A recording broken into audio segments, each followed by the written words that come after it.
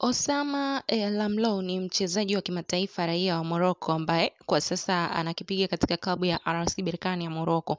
Moja ya timu tishio katika mashindano ya CAF Confederation Cup.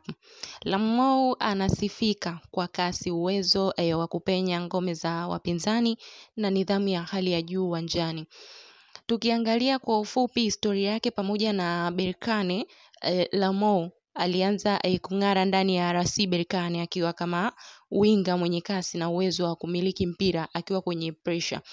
Tumemwona akiwa ndani ya klabu hiyo, ameonyesha kiwango kikubwa kwenye michuano ya ndani na ya kimataifa, hasa katika CAF Confederation Cup ambako Berkane imekuwa ikitinga hatua za juu mara kwa mara.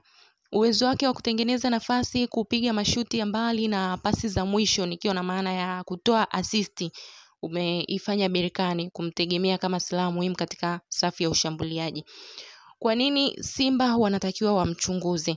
Lamlou ni mchezaji ambaye anaweza kuwa na tofauti kubwa katika mechi kubwa. Anaweza kubadilisha matokeo kwa sekunde chache.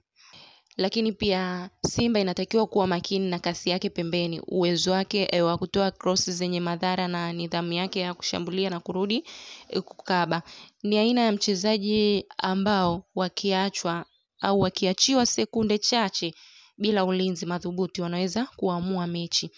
Mwisho kabisa, kama Simba Sports Club inakutana na RC Berkane, basi jina la Osama linapaswa kuwa kwenye orodha ya wachezaji wanaopaswa kufuatiliwa kwa umakini mkubwa.